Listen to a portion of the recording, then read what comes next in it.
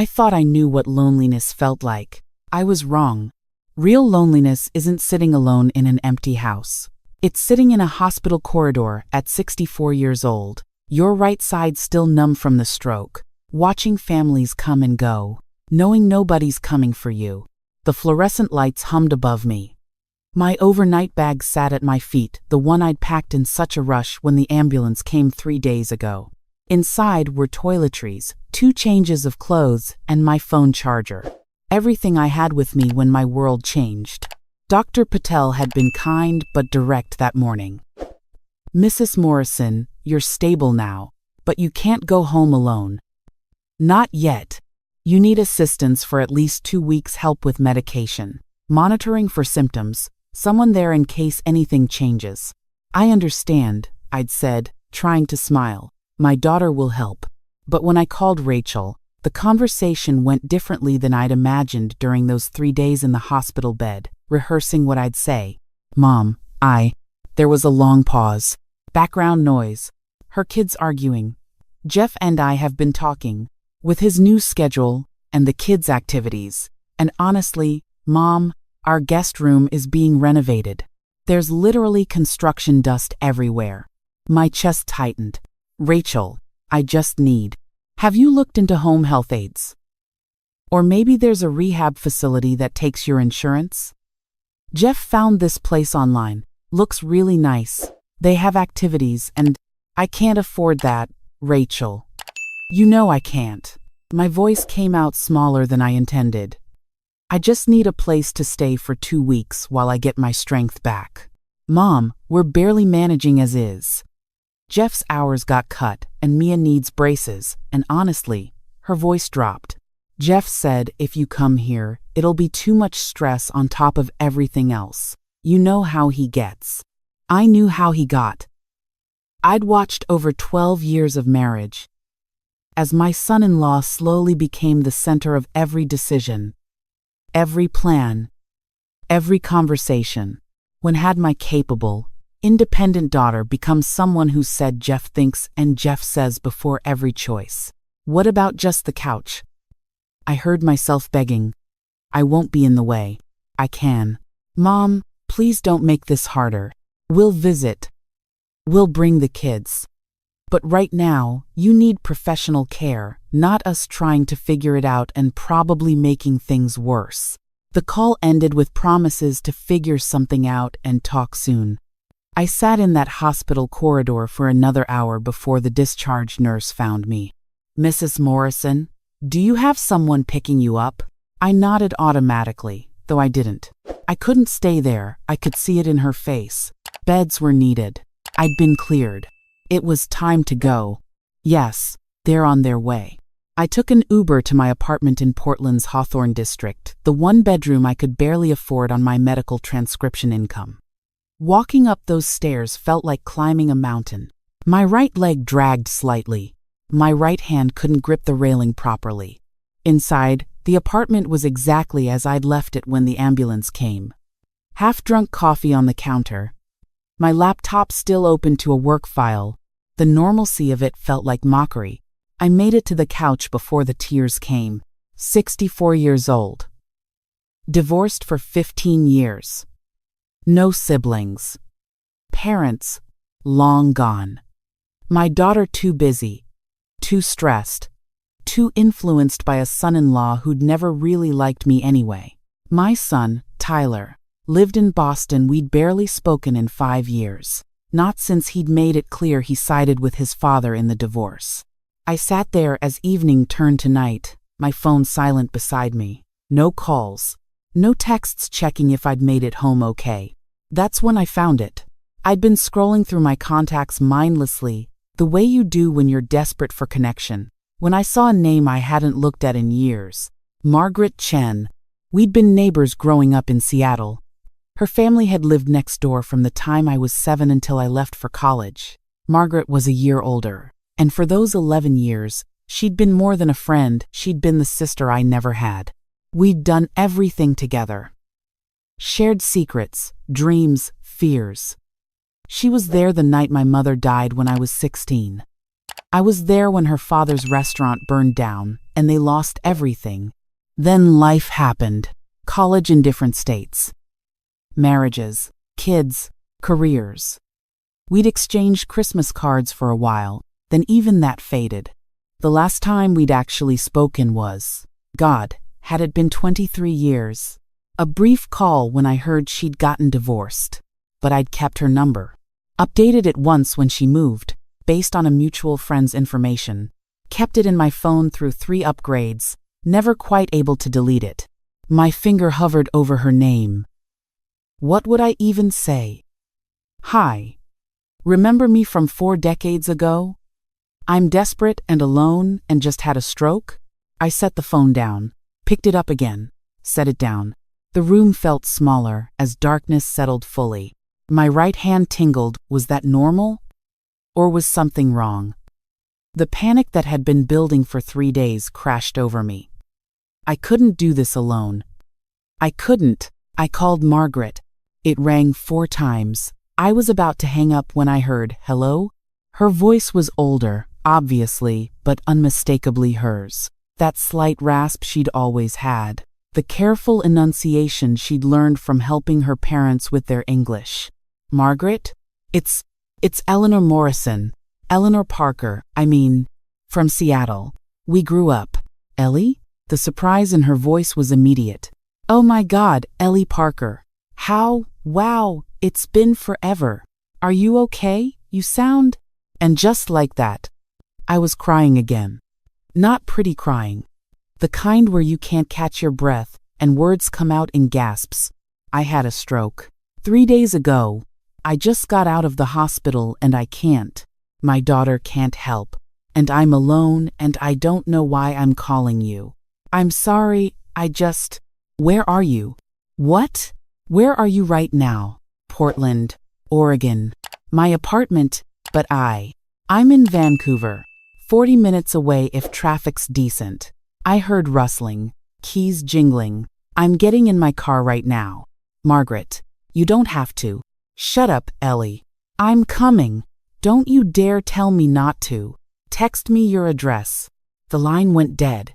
I sat there, phone in my shaking hand, not quite believing what had just happened. She was coming. A person I hadn't seen in over 2 decades, had heard 5 minutes of my breakdown and was getting in her car. I sent the address with trembling fingers. 43 minutes later, I watched the clock. The entire time there was a knock on my door. When I opened it, there she was. Margaret Chen was 65 now, her black hair silver at the temples, cut in a sharp bob. She wore jeans and a fleece jacket, reading glasses hanging from a chain around her neck. She looked at me, really looked at me, and I saw my own reflection in her eyes. Sick, scared, diminished. Hi, Ellie, she said softly. Then she stepped forward and hugged me, and I fell completely apart. She didn't rush me, didn't shush me or tell me it was okay. She just held on while I soaked her shoulder and made sounds I didn't know I could make. When I finally pulled back, mortified, she just smiled. Better? I'm so sorry. I don't know why I called you. Stop apologizing. Let me look at you. She held my shoulders, studying my face. Stroke symptoms mostly on the right side? Any speech issues? How did you? I'm a nurse practitioner. Neurological specialty. Worked in stroke rehabilitation for 20 years. She moved past me into the apartment, already assessing. When did you eat last? The hospital this morning, I think? She made a disapproving sound. Okay, here's what's going to happen. You're going to sit down and tell me everything the doctor said. Then I'm going to make you something to eat. Then we're going to pack a proper bag, and you're coming home with me. Margaret, I can't ask you to. She turned, and her expression stopped me mid-sentence. It was the same look she'd given me when we were kids, and I'd tried to insist I was fine after my mother died, that I didn't need help. Ellie, I'm not offering because I think I should. I'm offering because I want to. Because you called me, and that took courage. And I'll be damned if I let you sit here alone, when I have a perfectly good guest room and 20 years of stroke rehabilitation experience. She paused. Plus, I'm retired now. You'd actually be doing me a favor. I've been bored out of my mind. I wanted to argue. Some part of me that had been raised to never burden others, to always manage alone, wanted to say no. But I was too tired, too scared, too relieved. Okay, I whispered.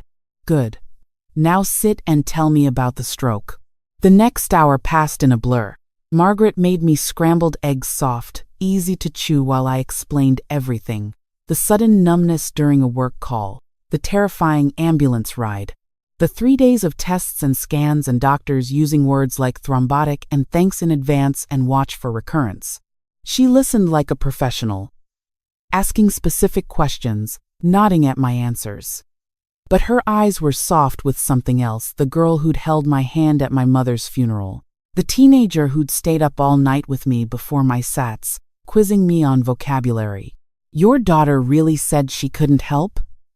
Margaret's voice was carefully neutral, as she washed the dishes. She's busy. Her husband, it's complicated. Margaret's tone suggested she had thoughts about that, but she didn't push. What about your son? We don't really talk. Not since the divorce. I stared at my hands. He blamed me for leaving his father. Never mind that his father was cheating with his secretary for 3 years. Tyler said I was being selfish for breaking up the family. Margaret was quiet for a moment. Then, people can be shockingly cruel to their parents, especially when they don't understand what those parents sacrificed. There was something in her voice, personal experience, maybe. But she didn't elaborate, and I didn't ask. I was too tired. She drove me to her house, a beautiful craftsman in Vancouver's Rose Village neighborhood. It had a wraparound porch and flower boxes that, even in late October, held the last blooms of the season.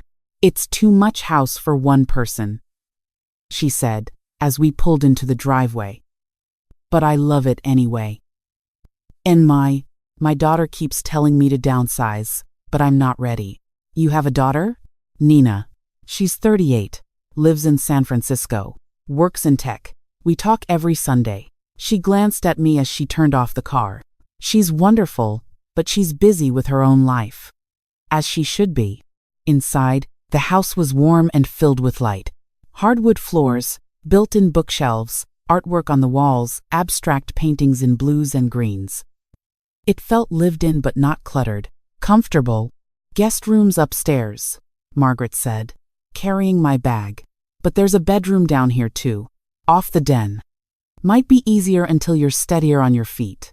She showed me the downstairs bedroom, a cozy space with a queen bed, its own bathroom, and windows overlooking the backyard garden. Margaret, this is too much, I started. Ellie. She set down my bag and turned to me. Do you remember when my dad's restaurant burned down? When I was 14 and suddenly, we had nothing, and my parents were talking about moving back to Taiwan. I nodded. I remembered. The smell of smoke that had clung to everything. Margaret's devastated face. Your mom, this was just a few months before she died, she showed up at our door with groceries. Not just food, but the specific ingredients my mom needed for the dishes she knew how to make. Chinese vegetables, the right kind of rice, spices from the Asian market. She didn't make a big deal of it. Just said she'd been shopping anyway. My eyes burned. I'd forgotten that. Then she came back the next week. And the week after. For 2 months, until my dad found new work, your mom made sure we ate. She never acted like it was charity, never made us feel small. Margaret's voice caught slightly. Your mom taught me what real kindness looks like. Not the kind that wants credit or makes the other person feel indebted. The kind that just shows up. She touched my arm gently. So you're staying, and I don't want to hear another word about it being too much. I couldn't speak, could only nod. That first night, I lay in the unfamiliar bed, listening to the unfamiliar sounds of someone else's house, and felt something I hadn't felt in days safe. The next 2 weeks were unlike anything I'd expected. Margaret approached my recovery with professional competence and personal warmth in equal measure. She had me doing exercises, small movements to strengthen my right side, practice with utensils to improve my grip, balance work to steady my gait. But she made it feel less like therapy and more like companionship.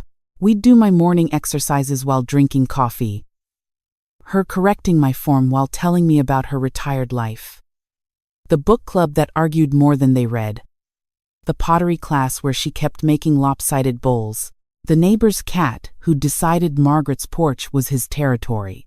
She cooked meals that were both nutritious for stroke recovery and delicious.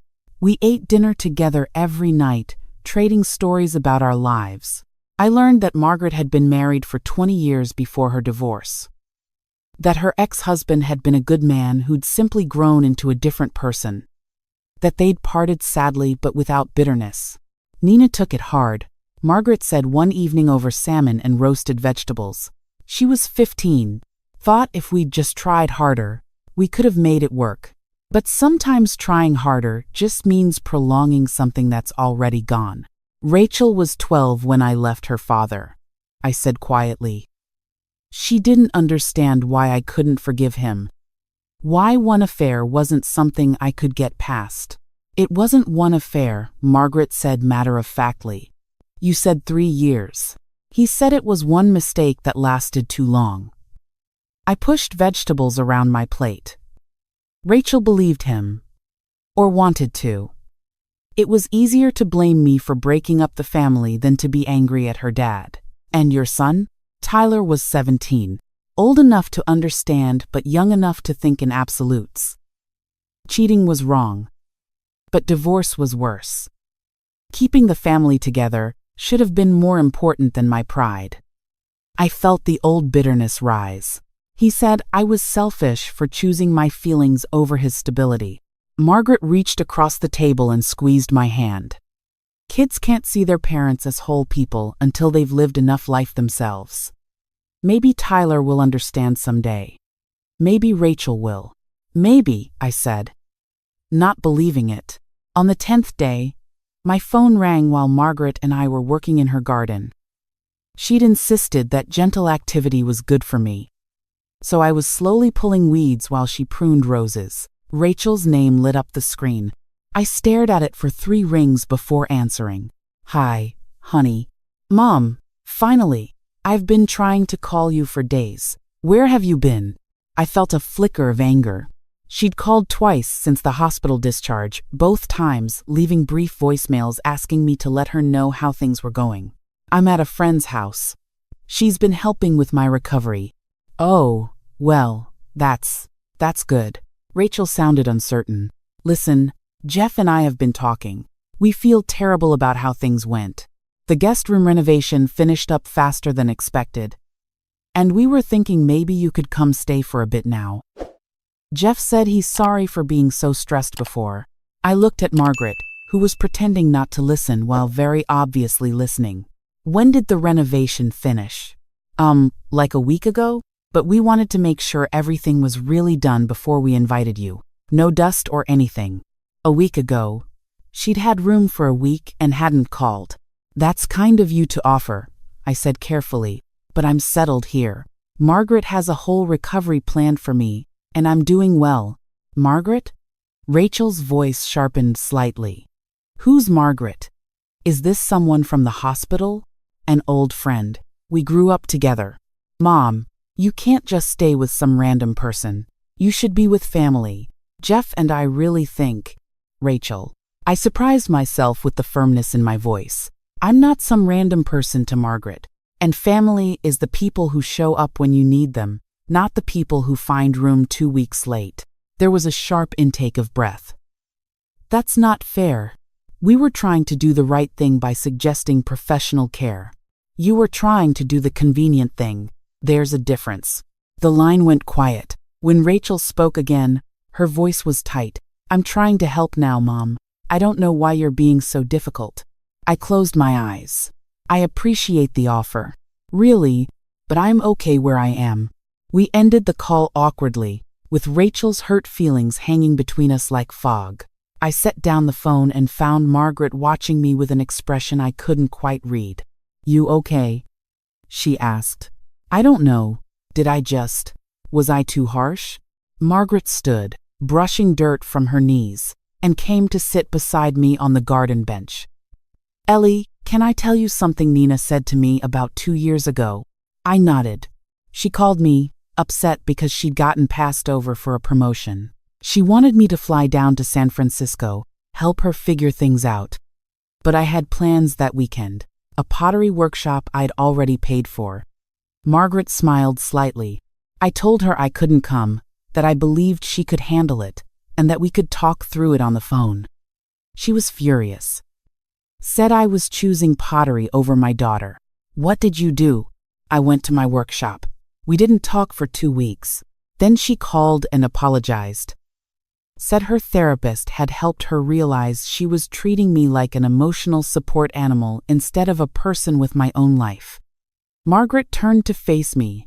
"Nina and I have a much better relationship now because I stopped dropping everything every time she needed something. Boundaries aren't cruelty, Ellie. They're respect." I thought about that as we finished in the garden, about Rachel's hurt tone, about my own guilt for not immediately accepting her offer, about Jeff's convenient change of heart.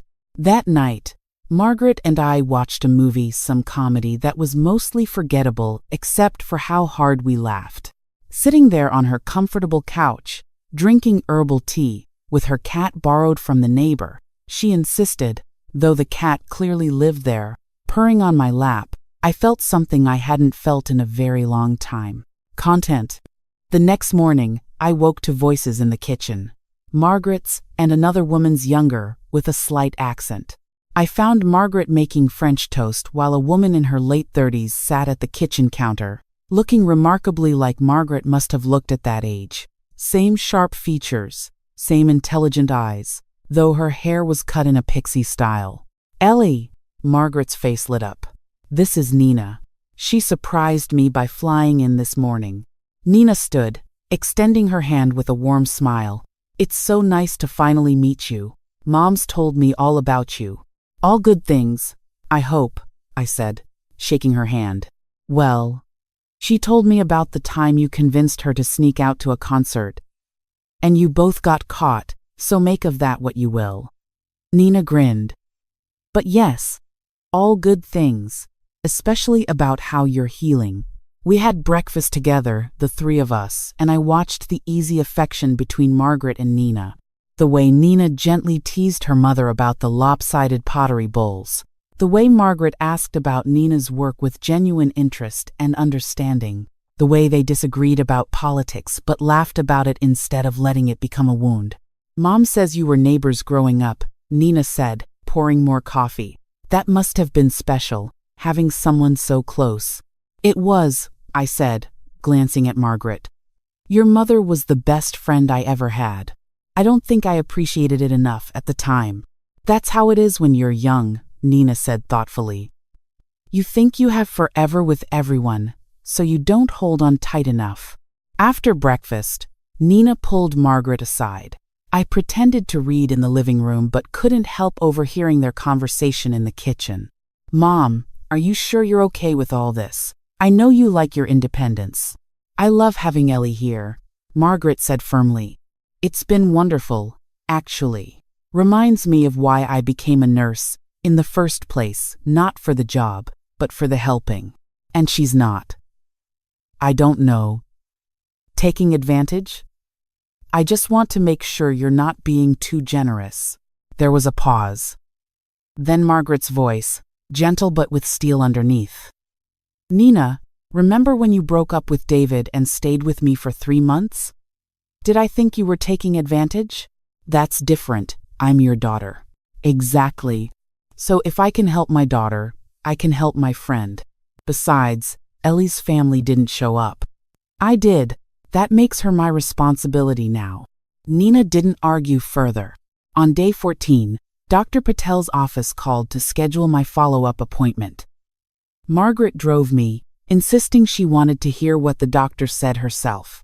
Dr. Patel was pleased with my progress. "Your strength has improved significantly. Range of motion is better. Blood pressure stable. Whatever you've been doing, keep doing it." "I have good help," I said, smiling at Margaret. It shows. I'd say you're clear to live independently again, with some modifications. No driving for another 2 weeks. Continue the exercises. Monitor for any changes.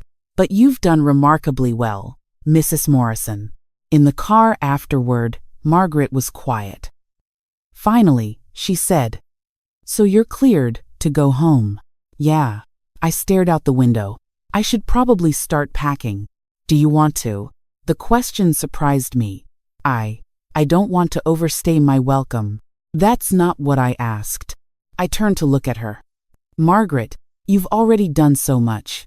Ellie, for once in your life, can you just tell me what you actually want, instead of what you think you should do?" The sharpness in her voice startled me.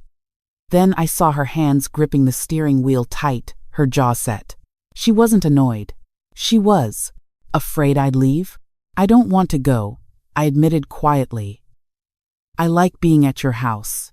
I like having breakfast together and doing the crossword puzzle and watching terrible reality TV.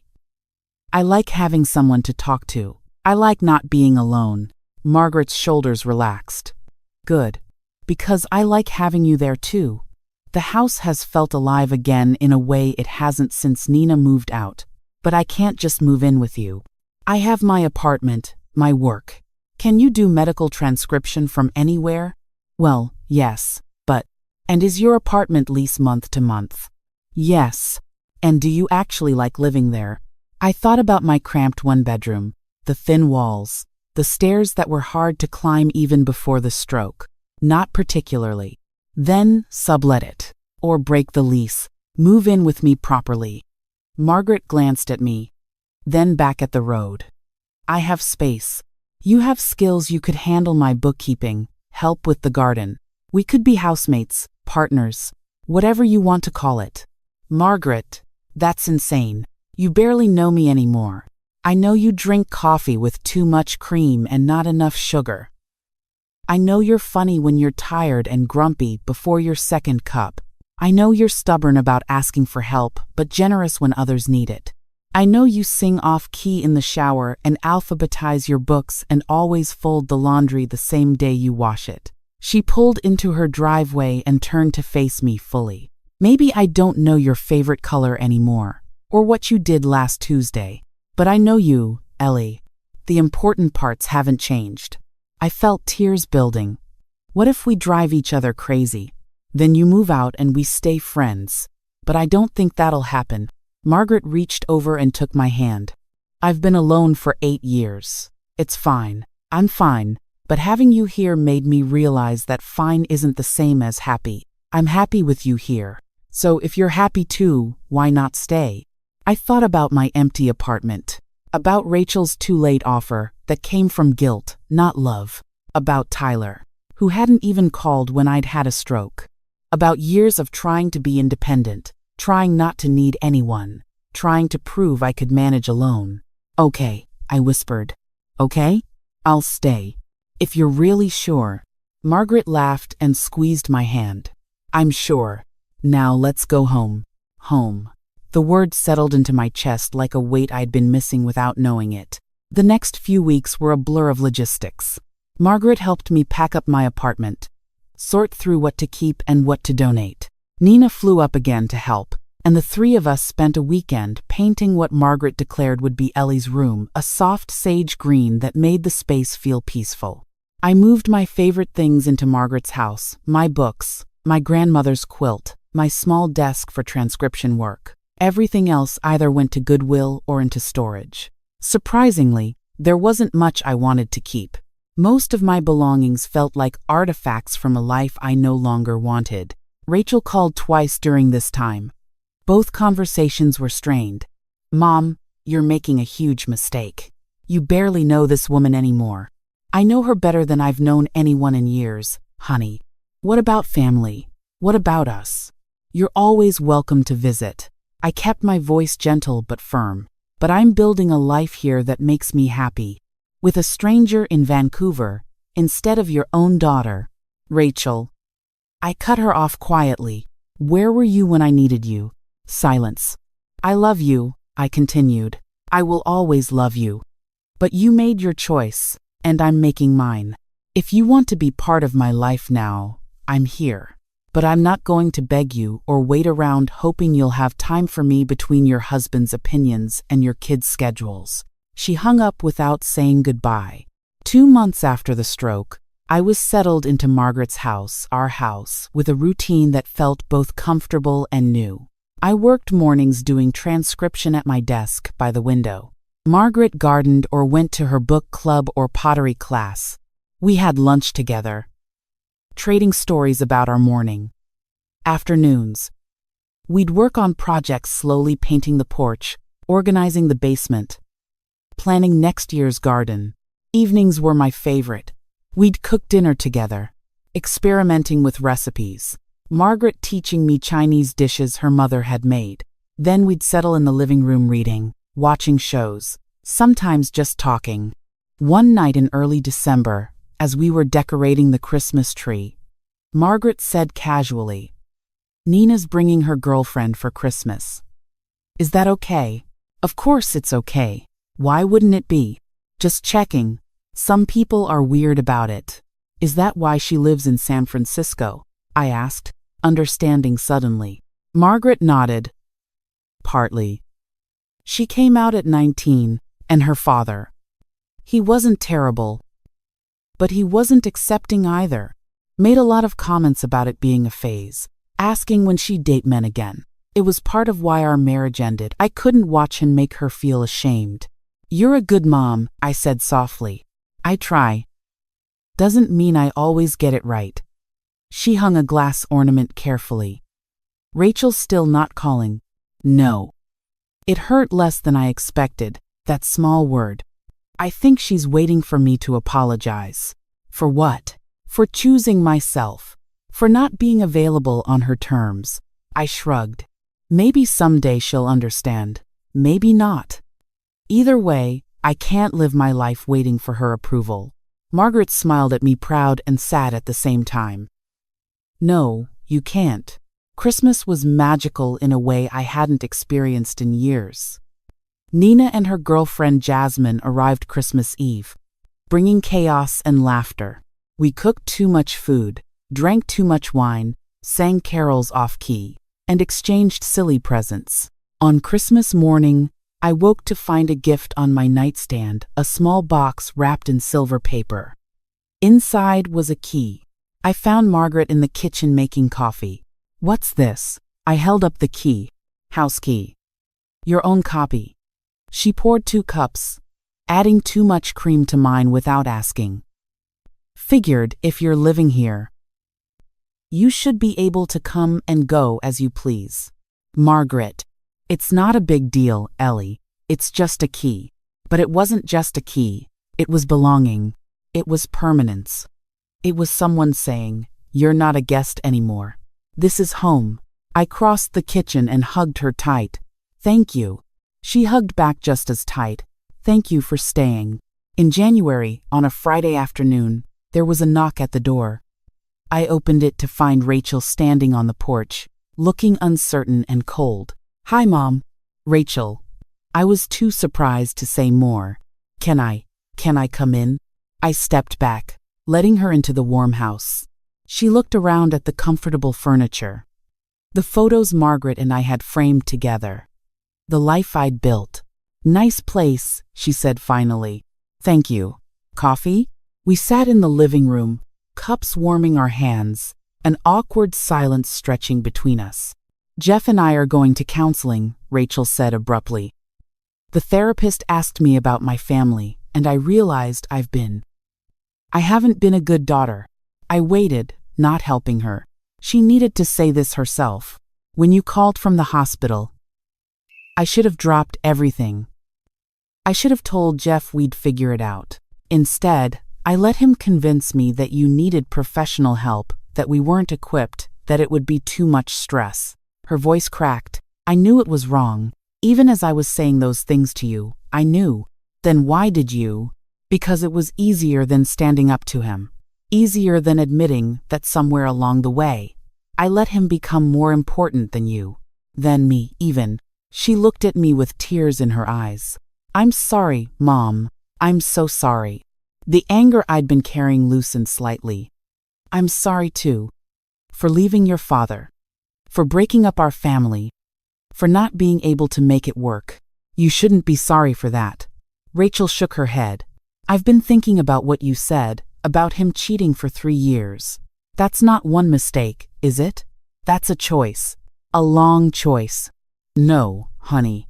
It's not one mistake. He hasn't cheated, but he's been controlling. About money, about my time, about who I see.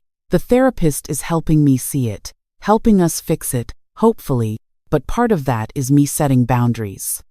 Being my own person again. She wiped her eyes. I want to try to fix things with you. Too. If you'll let me. I thought about Margaret's words. About boundaries being respect, not cruelty. About the difference between people who show up and people who show up late. I want that too, I said carefully. But Rachel, it can't be like before. I can't be the person who rearranges my life around your availability and then gets blamed when I'm not grateful enough for the scraps. I know. And Margaret, she's family to me now. That's not going to change. Rachel nodded slowly. Can I meet her? Margaret came home an hour later to find Rachel and me looking through old photo albums, pictures from when Rachel was small, from before everything got complicated. I made introductions. Margaret was gracious but reserved, clearly protective of me. Rachel was nervous, trying too hard to be liked. It was awkward and imperfect and honest. Thank you for taking care of my mom, Rachel said as she was leaving. I should have been the one doing it. Yes, Margaret said simply. You should have. Rachel flinched but nodded. I'm going to do better. Good, Margaret said. Then, more gently. She talks about you, you know, all the time. She loves you very much. I love her too. Rachel's voice was small. I just forgot how to show it. After she left, Margaret found me in the kitchen, staring out at the winter garden. You okay? Yeah, I said, and meant it. It's a start. Maybe not the reconciliation I would have written, but it's real. Real is better than perfect, Margaret said, coming to stand beside me. Real means it might actually last. That spring, I stood in Margaret's garden, our garden planting tomatoes, while she worked on a new rose bed. My right hand was steady now, my balance solid. The physical recovery was complete, but the other recovery, the one I hadn't known I needed, was still ongoing. The recovery from decades of trying to be needed by people who didn't value me. The recovery from believing that family meant accepting whatever treatment you were given. The recovery from loneliness so deep I'd mistaken it for normal. What are you thinking about? Margaret asked, noticing I'd stopped digging. How I thought I knew what loneliness was, I said, echoing those words from months ago. But I was wrong. And now I know what loneliness was, and I know what this is. I gestured at the garden, the house, Margaret beside me, the life we'd built together. This is home. Margaret smiled, dirt on her cheek, happiness in her eyes. Yeah, she said simply. It is. Rachel visits now, once a month. She's working on herself, on her marriage, on being present instead of obligated. It's not perfect, but it's honest. Tyler called once brief, awkward, but it was something. Maybe someday it'll be more. But the truth I've learned at 64, the truth that stroke and struggle taught me, is this. Family isn't just blood. It's not who you're born to or born from. It's who shows up, who stays, who sits with you in hospital corridors and gardens and ordinary evenings, not because they have to, but because they want to. I thought I knew grief. I thought I understood loss and loneliness and starting over. I was wrong. Because I didn't know yet that sometimes the tornado that destroys your house is the same wind that carries you home. I didn't know that sometimes the people who've known you longest know you best. I didn't know that 64 isn't too old to rebuild, to start over, to find where you truly belong. I know now. And every morning when I wake up in Margaret's house, in our house with sunlight streaming through sage green walls and the smell of coffee drifting up from the kitchen, I am grateful for every moment that led me here, even the painful ones, especially those, because they taught me the most important thing. You are never too broken for love to find you again. You are never too old to come home. You just have to be brave enough to call.